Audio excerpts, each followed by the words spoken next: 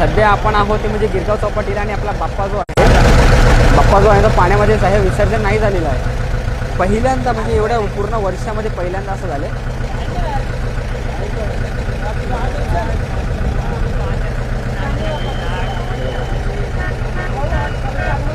बाप्पांची जी मूर्ती आहे लालबागचा राजा यंदा विसर्जन नाही होऊ शकला आहे. सध्या तो पाण्यातच आहे. जो त्या विसर्जनासाठी जो तराफा बनवला होता त्या तराफा बाप्पांना जातच नाही आहे. बऱ्याचशा आपल्या कोल्यांच्या बोटी ज्या आहेत ना त्या एकीकडे जाऊन इकडे थांबल्या होत्या वाट बघत की कसंही करून लवकरात लवकर आपण बाप्पा जो आहे ना तो विसर्जनासाठी येऊ. पण दुर्दैवाने बाप्पा जे आहेत ते विसर्जन नाही होऊ शकले. जे समुद्राची जी त्यांना जागा निवडली होती त्या ठिकाणी त्यांना नाही नेता आले. तराफ्यावर जो हा तराफा जो बनवला होता एकदम अतिशय उत्कृष्ट प्रतीचा तराफा होता. पण पाण्याची उंची वाढल्या कारणामुळे बाप्पांना विसर्जन नाही करता आलं. बाप्पांची जी चाकं आहेत बाप्पांची जे गाडीची चाकं आहेत ती चाकं त्याच ठिकाणी अडकून राहिली आणि बाप्पा जो आहे तिथे पाणी वाढल्या कारणामुळे बाप्पा तसंच राहिले. बाप्पांना नाही घेत आलं. हा चला चला चिंतामणी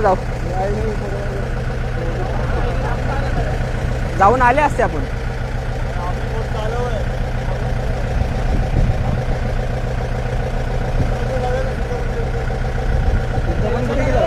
बघ सरळ आहे बघ सरळ आहे बघ.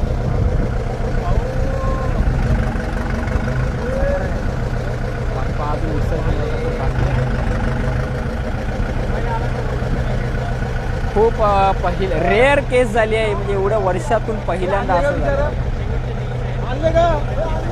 आणि नंतरला बाप्पा जो आहे बरेचसे बाप्पा विसर्जनाचे बाकी आहेत. तरी पण भाविकांची जी गर्दी आहे ती अजून गिरगाव चौपाटीवर तशीच बघायला दिसते.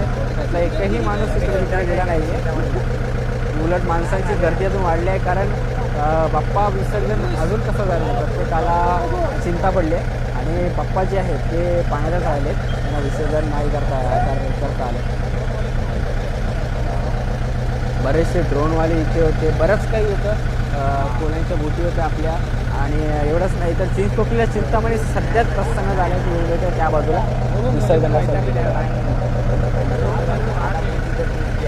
मोठ्या मोठ्या बाप्पांच्या मूर्त्या या किनारपट्टीवर येतात आणि विसर्जनासाठी बाप्पा घेऊन आल्यानंतर लोकांची प्रचंड गर्दी बघायला वाटते. पण त्यातला लालबागचा राजा म्हणाला ते लोकांचं जीवची प्राण. कारण नवसाला पावणारा आणि आपल्या मुंबईची शान म्हणून म्हटलं लालबागचा राजा बाप्पाचं विसर्जन तो यंदा नाही होऊ शकला आहे. बाप्पा आपले तिथेच आहेत.